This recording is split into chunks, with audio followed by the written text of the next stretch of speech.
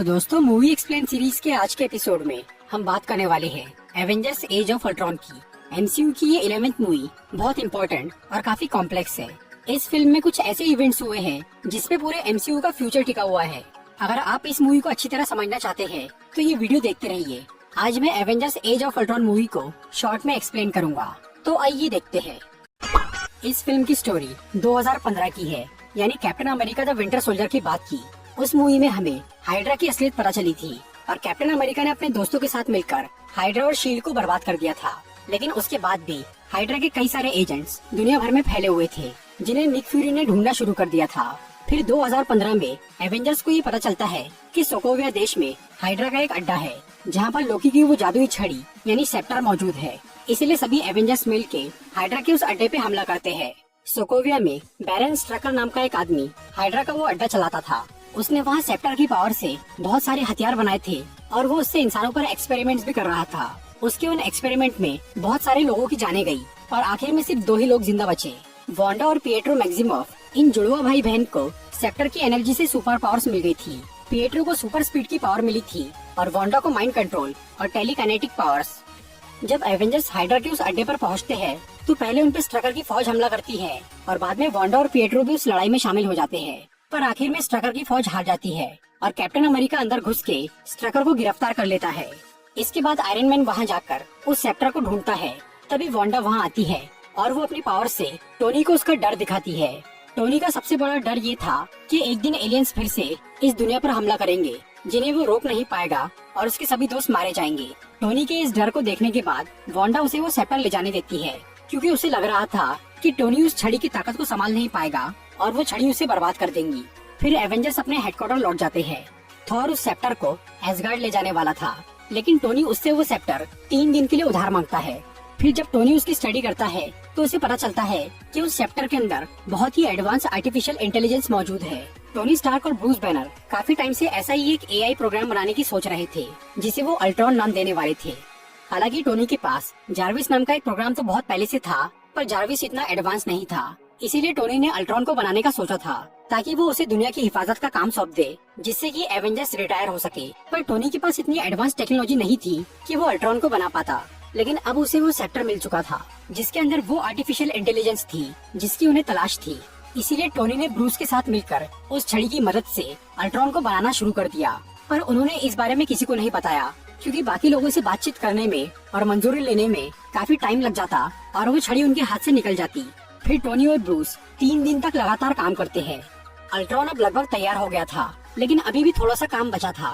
फिर एवेंजर्स अपनी जीत की खुशी में एक पार्टी करते हैं, लेकिन इसी दौरान टोनी और ब्रूस की गैर मौजूदगी में अल्ट्रॉन पूरी तरह से कंप्लीट हो जाता है और वो एक्टिवेट होते से ही इंटरनेट के जरिए इस दुनिया और इंसानों के बारे में सब कुछ जान लेता है। अल्ट्रॉन को दुनिया की रक्षा के लिए बनाया गया था, लेकिन जब वो इंटरनेट से सारी जानकारी इकट्ठा करता है तो वो ये मान लेता है कि दुनिया के लिए सबसे बड़ा खतरा इंसान ही है।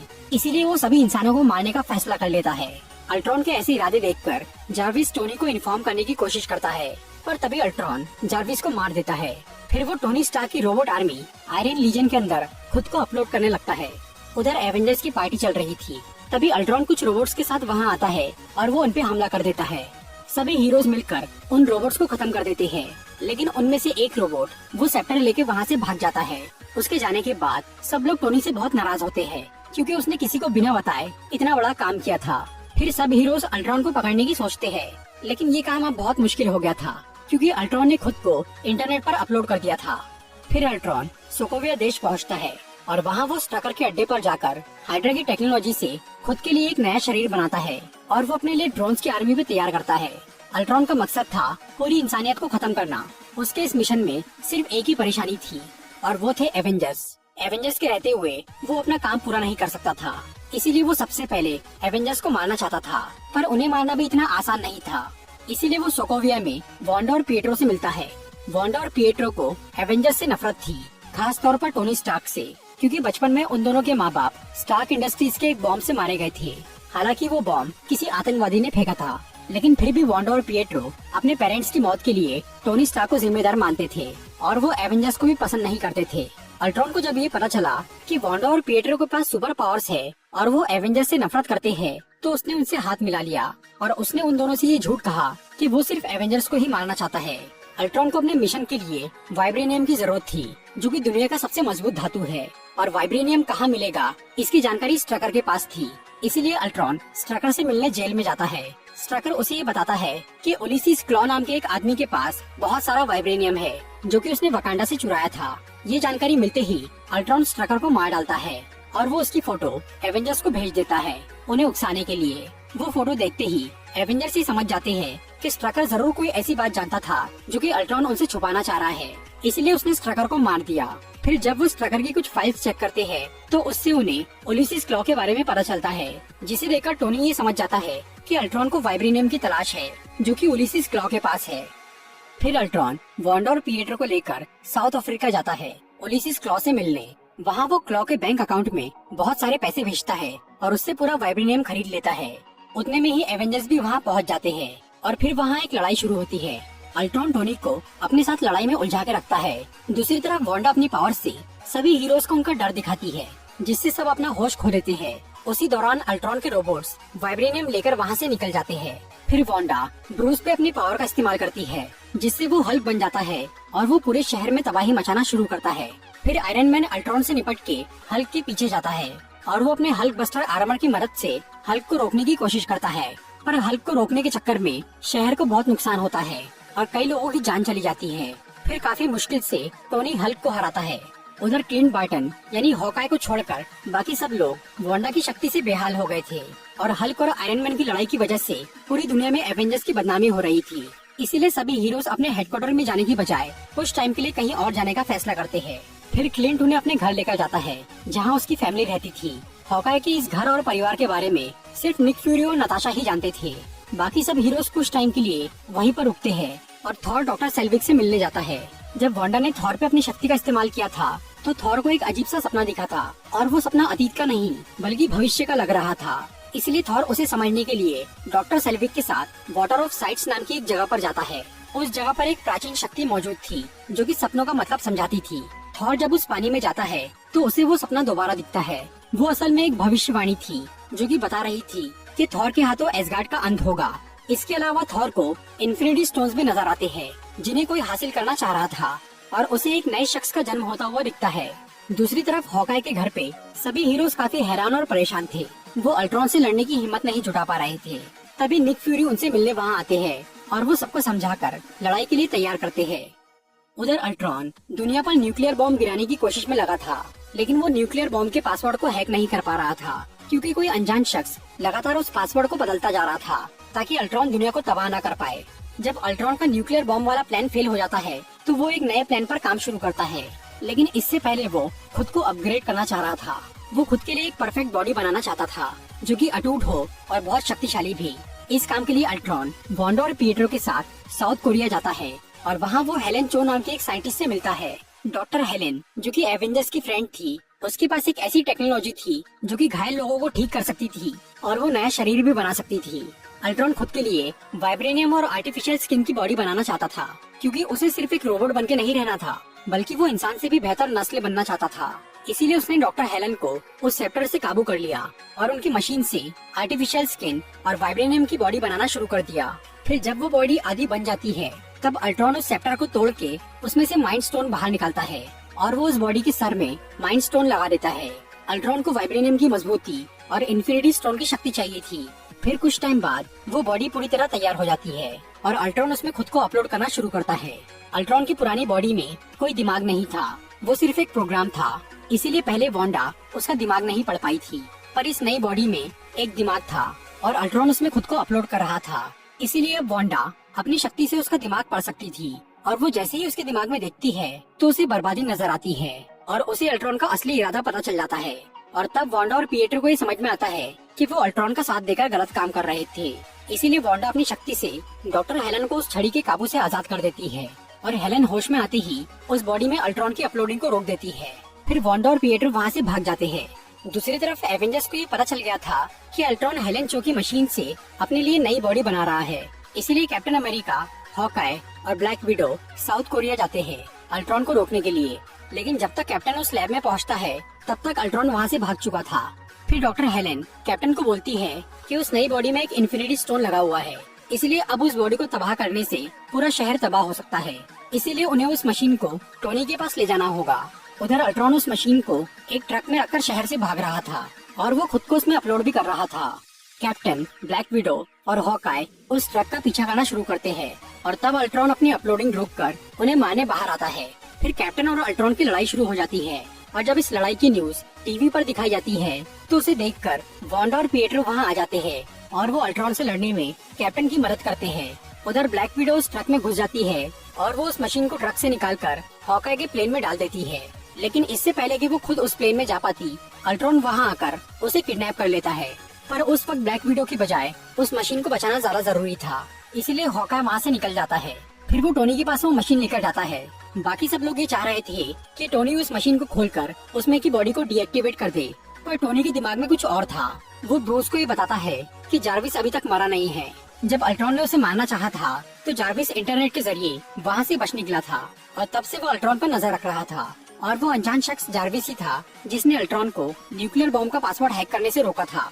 इसीलिए टोनी ब्रूस को ये बोलता है कि उन्हें उस बॉडी में जार्विस को अपलोड करना चाहिए। पर ब्रूस इससे डर रहा था क्योंकि अल्ट्रॉन ने खुद को उस बॉडी में आधा अपलोड कर दिया था और जार्विस को उसमें अपलोड करने से कुछ बुरा भी हो सकता था। लेकिन फिर भी टोनी ब्रूस को राजी कर लेता है और वो दोनों जार्विस को उसमें अपलोड करना शुरू करते हैं। पर तभी कैप्टन वांडा और पिएट्रो को लेकर वहाँ पहुँच जाता है और वो टोनी और ब्रूस को रोकने की कोशिश करते हैं। फिर पिएट्रो अपनी सुपर स्पीड से उस मशीन का पावर सप्लाई बंद कर देता है।